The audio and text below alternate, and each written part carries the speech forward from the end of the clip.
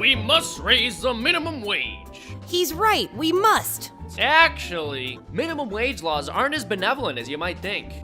Let me guess. You're one of those people who thinks minimum wage increases increase unemployment. Not only does a minimum wage in general reduce employment, it can be argued that it was actually initially developed to do so. In fact, early 20th century socialist thought leader Sidney Webb wrote an article entitled The Economic Theory of a Legal Minimum Wage, in which he described married women, the disabled, and other, quote, invalids, unquote, as parasites who were taking work from able-bodied men. See, it was understood by many early on that minimum wage laws were there to price the less fit out of the marketplace. As a result, minimum wage laws were adopted early on by white racists to push ethnic minorities and immigrants out of the job. A Harvard professor of that era referred approvingly to Australia's minimum wage law as a means to protect the white Australian standard of living from the invidious competition of the colored races, particularly the Chinese.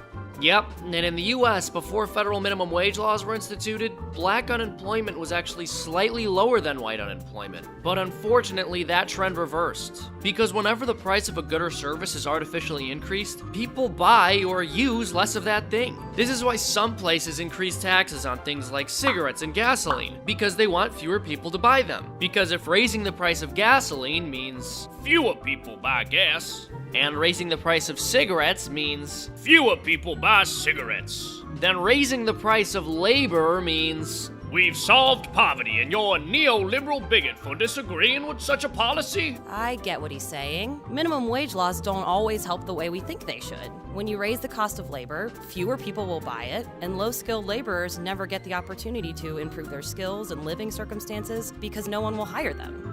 Nonsense! How else are we supposed to help the poor survive when it's so hard to make ends meet? Well, you could stop taking 20% of their income through taxation. Besides that, big businesses make so much money, and they can't even pay their workers? Why not just force them to hire people? Well, because most businesses in this country are small businesses, and no, they can't afford minimum wage increases. And if you shut them down because of that, they never grow to the point where they can afford to pay anyone a full-time salary. I mean, you should understand this. Don't you run a political campaign? How much do you pay your workers? Oh, they're unpaid interns.